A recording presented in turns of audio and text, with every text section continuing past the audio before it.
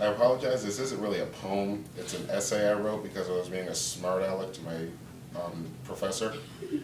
We had to write a definitive essay, and I decided to write on the definition of a geek. I dedicate this to my uncle and also to Captain Farman for being fellow geeks with me.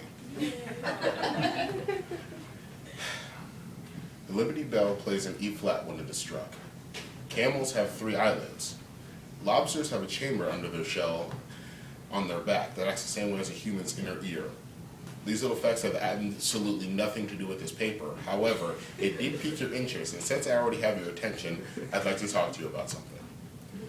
It's hard to find something that has been so drastically influenced by the schizophrenic whims of society. First shunned by the public, and then pushed into the darkness, then to be elevated to an acceptable social status and thrust into the limelight. It is especially hard to define something that is more or less of an idea or a way of life than an actual concrete entity. The word geek has been thrown around a lot since the 60s, yo-yoed back and forth between positive and negative. So what does it mean to be a geek? Let's take a look behind the black-rimmed glasses and the pie jokes and see what it actually means. Wikipedia defines a geek as a peculiar or otherwise dislikable person, especially one who is perceived to be overly intellectual. A geek is also a word used to describe the performers in what I can only describe as a freak show. These carnival geeks were known as performing strange and sometimes disgusting acts.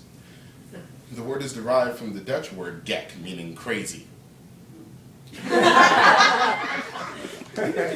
To be called a geek was once an insult associated with somebody who was computer savvy or someone who enjoyed playing fantasy games such as Dungeons and Dragons. Here is my question. If being a geek is such an insult, when did it become a good thing? When did geek make the jump from bad to rad?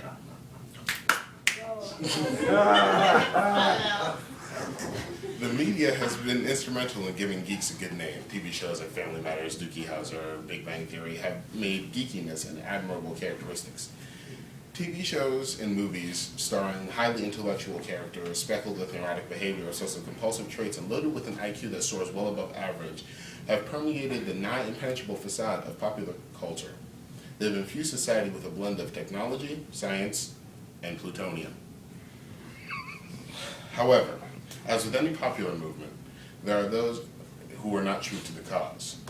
Pseudo-geeks do live among us. These fake brainiacs pretend to be geeks purely for the feeling of being part of the group. I like to call them hipsters.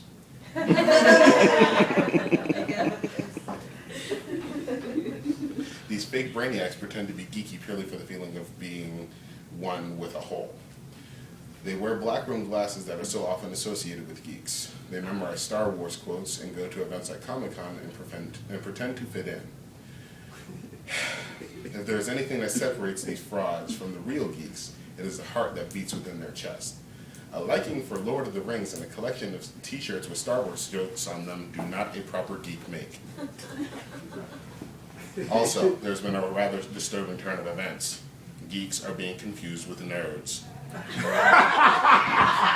Nerds are the pocket protector wearing, flooded pants sporting, stamp collecting cousins of geeks and are not to be mistaken for them under any situation. Ever. Great stuff. When one calls oneself a geek, what are they saying about themselves? Are they a true 100% USDA prime choice geek? Do they really love to sit down with a glass of Mountain Dew, a bowl of Cheetos, and play Minecraft? Or are they simply waving their collective knowledge of Star Wars in our faces?